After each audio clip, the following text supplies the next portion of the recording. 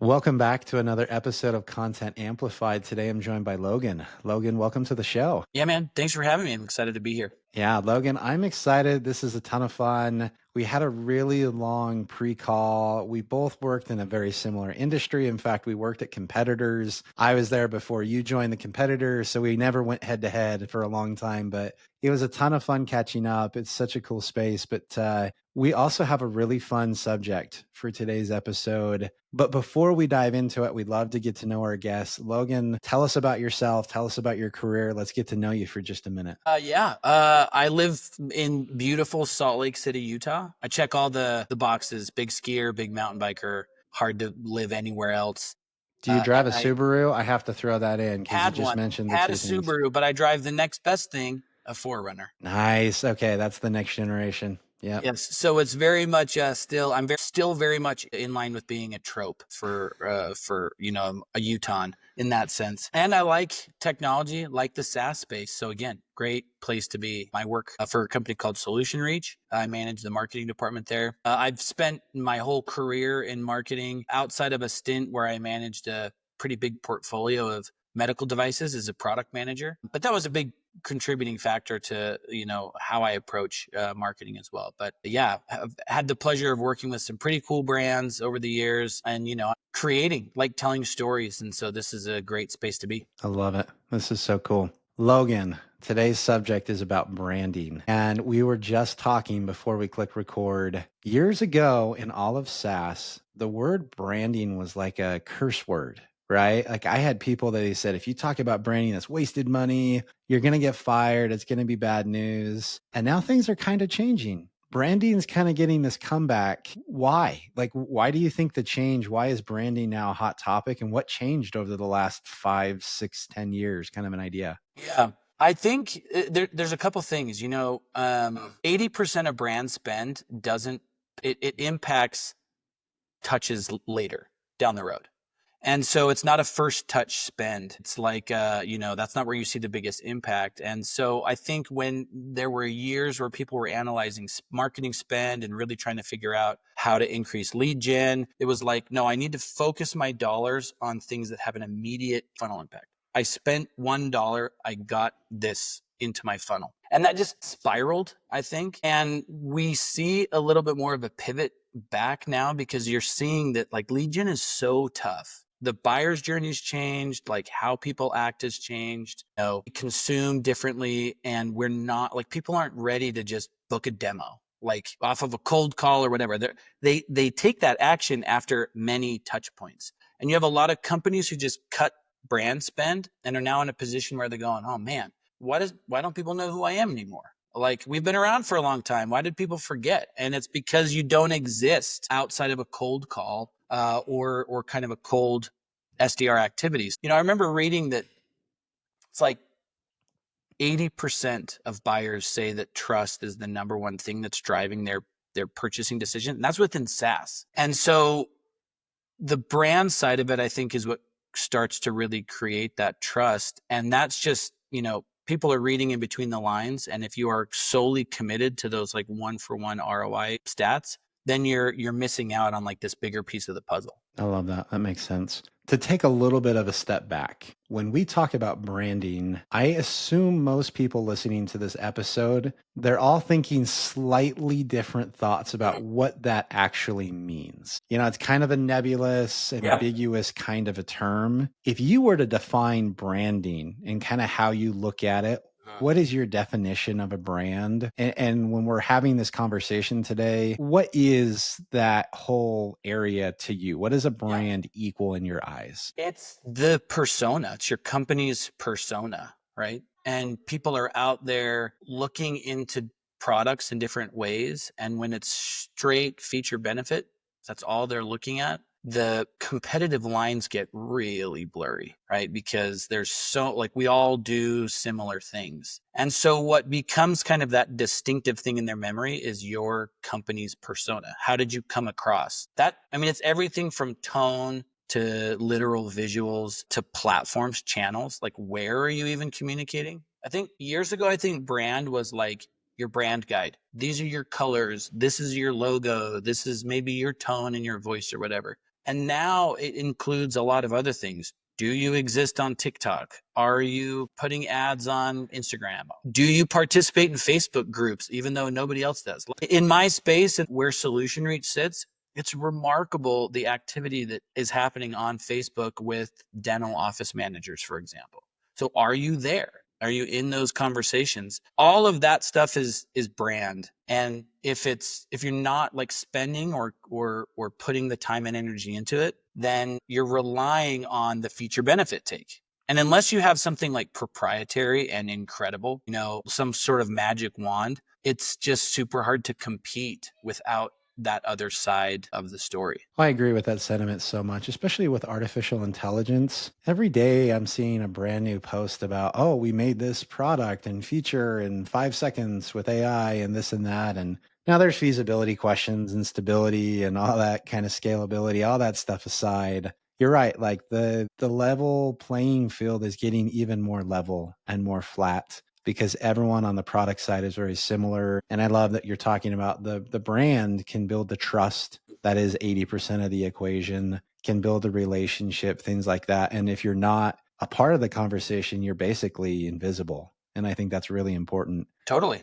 When you look at it too, though, I love this trend of businesses involving employees, and they're a part of the brand. They're speaking out, they're connecting with their own audience, things like that. How does that play a role, and how big of a role is that in today's branding experience? Yeah, great question. I mean, I think that a lot of it is how people, it's that internal stakeholder buy-in, first of all, right? It's getting everybody at the company kind of in at least understanding what the company as a whole, as a brand, is trying to represent. This is where like product marketing in the bubble, everybody on my team, product marketing is so clutch because it plays this critical role where, yeah, it's supporting all the other departments, CS, product, sales, marketing, but it's also like driving internal stakeholder buy-in.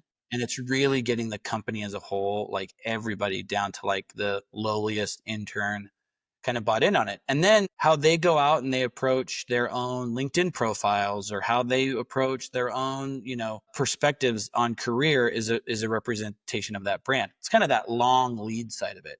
And then very transparently too, it's also using real company or like real employee names in sequences, using, not making up these fake profiles of like, hey, I'm so and so head of product, that doesn't exist. It's like using real people and getting them to be like a part of the content that we actually develop. We're trying to produce a lot more content now, a lot more video content that we can use, especially on the customer marketing side, where if we're trying to get feedback on a product or even on like a sales cycle or whatever it may be, we're recording content with us as employees, asking them to take action, putting it in a fun 45-second video to do it, and seeing huge climbs in like actual engagement. The number of people that take that, click on it and take that survey goes way up rather than even doing the exact thing minus the video, because then it's just like, it's just one more ask. It might be AI that's doing it. And I am pro AI, by the way. Like our team wouldn't be able to do what we do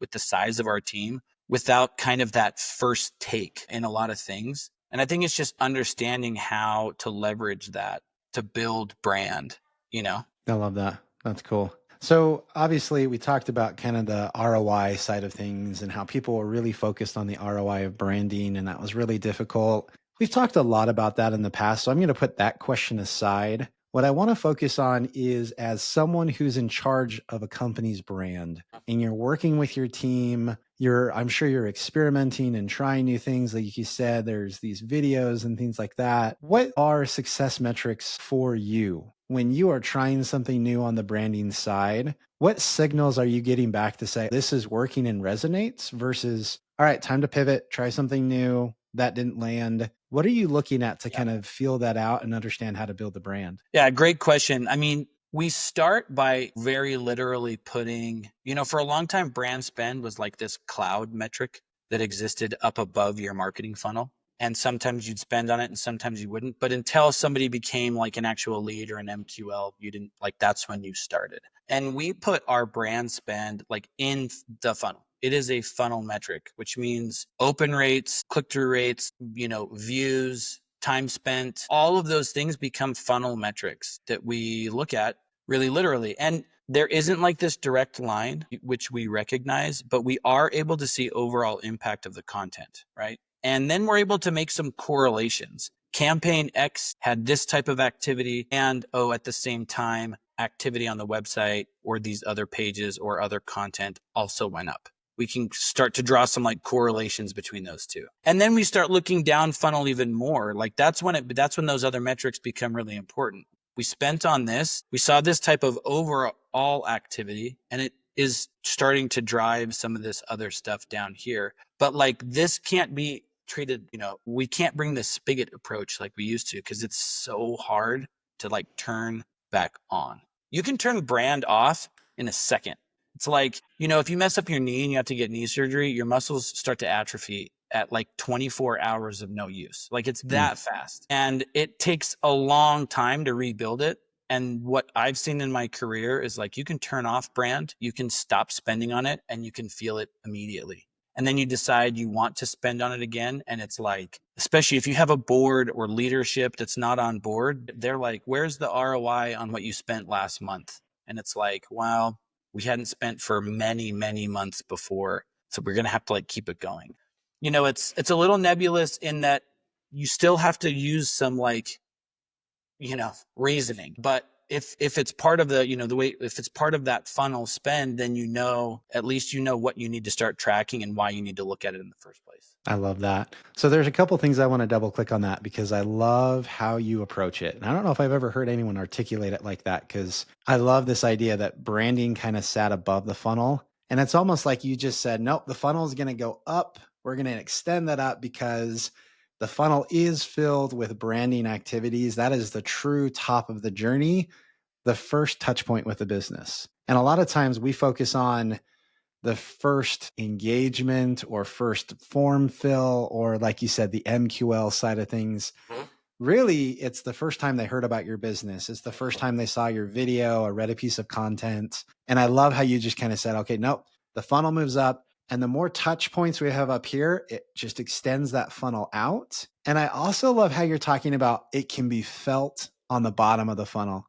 You can feel the impact. I have talked to so many people who say, I can't track Facebook ads for the life of me. I can't. But I can tell you one thing. When I turn them off, my website traffic goes down, my conversions go down, everything down funnel starts to suffer. And I think that is a really telling sign. It's kind of funny you mentioned like a board and executive teams. If you're really desperate, my recommendation is to say, okay, here's all of the metrics you care about. We're going to do nothing different other than turn off this top of the funnel spend. Let's track the difference, and that will be my ROI if you're willing to risk it. If you're like, turn it off, okay, but I can show you that impact as soon as it goes away. For sure. That'll be a big difference. Well, I think what happened is like, especially in the SaaS space, right, where there was so much put on cold calling and outbound outreach and all those things, because there was like, this number of dials equals this number of sets, which equals this number of holds, which equals this number, it's like math kind of. And there was an era, I think, when that was okay. People were less bombarded in the market in general, but also like buyers' journeys were different. Tools were more novel. There were those elements where you didn't want to wait around for the lead to reach out to you. Ergo, outbound versus inbound. And what's changed is, when you look at the 95 to 5 rule, right? Like 95% of your market is not shopping, 5% is. If you are only reaching out to that 95% with this kind of like bullish, here's a phone call, I want to get you in to see a demo. What we have observed is the demo quality isn't as good. The pain point isn't as felt. You're catching somebody in a moment where they're like, sure, I'll see the product. And then on the other side of it is the best case scenario, which is a warm inbound lead that says, I'm ready. I want to see a demo right now. Well, what about all those other people? Right. And it's like, yes, direct a demo. Sweet. Cold call. Absolute, like out of nowhere. Oh, what's the success there? Well, there's all these people in here, like the true, like that they were outside the funnel that now we're saying, no, we've got you. You're in funnel, that are more likely to respond to a phone call. They're more likely to respond to an email or a various campaign, an ad.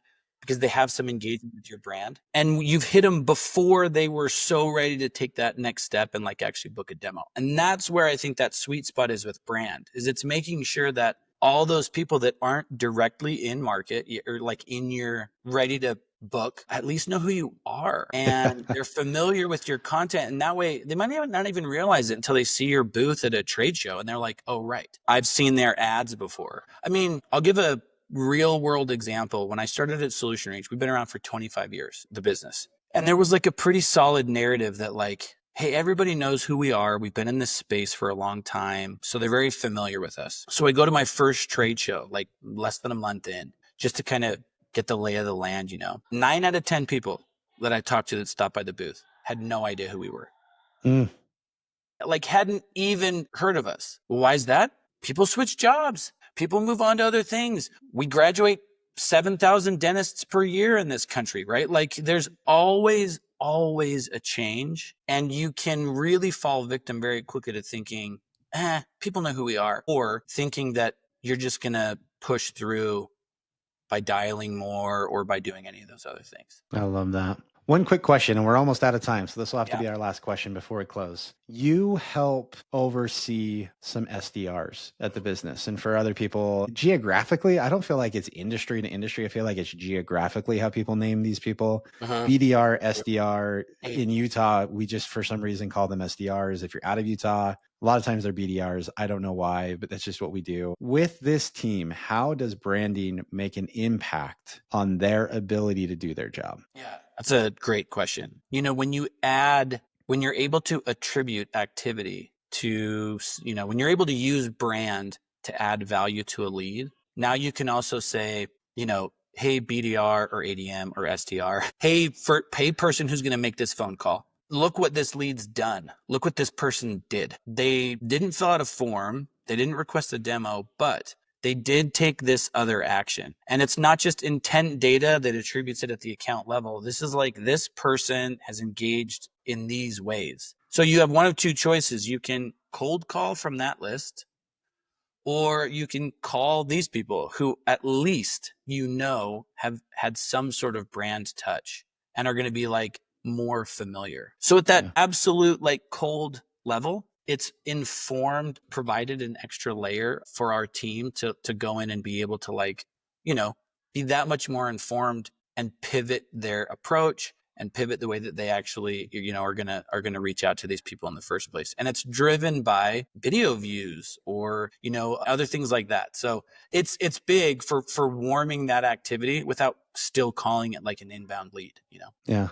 I love that. Well, Logan, I have loved this conversation. I love your approach to branding. I love the insights. It's been amazing. If anyone listening wants to reach out and connect with you online, how and where can they find you? Yeah, on LinkedIn, Logan Clifford. I'd love to connect with anybody. Always looking to have fun conversations. I'm in Salt Lake, happy to get coffee or ski or ride bikes. Love it. Logan, again, thanks for the insights. Appreciate it. Yep. We'll see ya.